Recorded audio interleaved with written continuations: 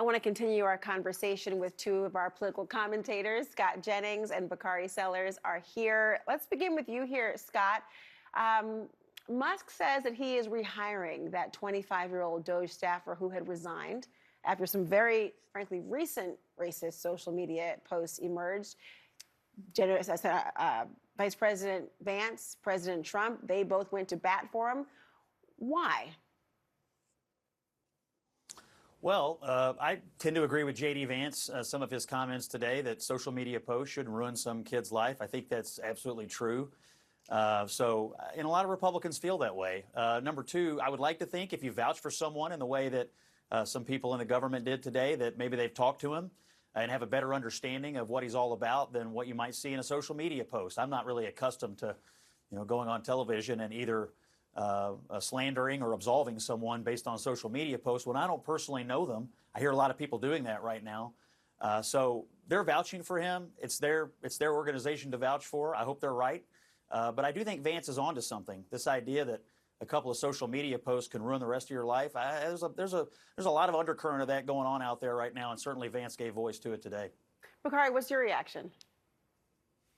I mean, I think that the underlying thesis is correct, that one or two social media posts, something you do while you're a child, something you do while you're younger, particularly in this new age of ultra transparency, should not dictate or ruin your life and opportunities going forward.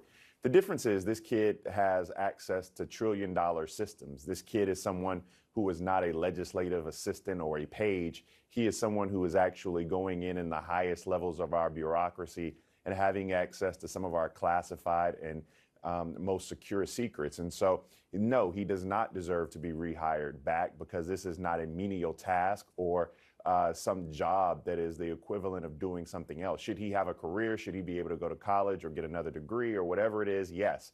But should he be able to do the things he's been doing? The answer is no. And I wish we got to the point where we no longer tolerated racism in this country. And I wish we got to the point where we no longer tolerated and understood that even one racist is too much. And I think that because we just alleviate that burden, because we allow that to be pervasive, it builds this distrust and drives us further apart and becomes more divisive. So no, he don't need his job back. He does need a lesson in understanding that we're all in this thing together. To be clear, this is a 25-year-old. These are recent posts. It's not somebody who's looking in the far rearview mirror and had some epiphany because of a long-term evolution. That, I think, is a central issue here. But Scott, let me turn for a second to what the power might be. The directives coming from Trump, he says, to Musk, who is then going to be going for the Pentagon and the military soon. I seem to remember a time, speaking of youth, I'm young enough and old enough to remember that touching the military and having anyone's hands on it and anyone's eyes into it was problematic. Are Republicans going to support that? Well, I think certainly Republicans are going to support what effectively amounts to the most aggressive and needed government audit we've ever had, no matter what agency it is. So, yes, I think the party is by and large going to support this. I mean, I think the Pentagon is an agency that absolutely should be looked at like any other. I don't want Elon Musk or anyone else going in and saying we need to shrink the size of our military or somehow reduce our national capacity to wage war or defend the nation.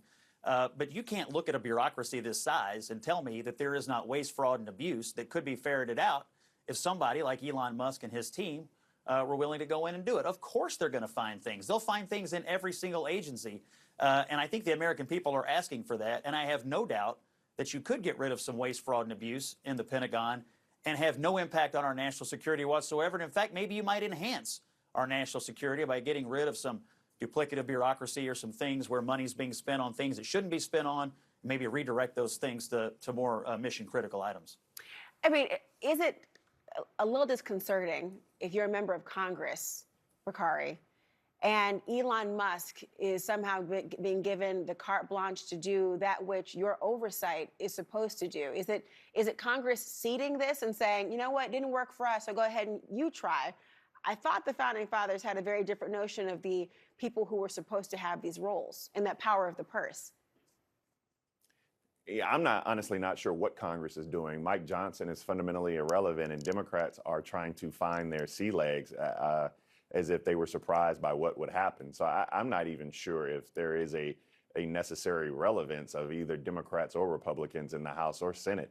With that being said, I mean, the fact that he's going into the Pentagon, if you want to find waste and fraud, you can start with Pete Hegseth, who's asking for a $49,000 emergency paint job for a government-funded home when he made $4 million Bakari, a year last year. This was already in the works. This was already in the works. This is a disingenuous attack, and you know it. This was already in the works. Come on. I mean, let's round out the attack then. Why does Pete Hegseth need a government-funded home if we're talking about government waste? I mean, why does he need that? But it goes even further than just that.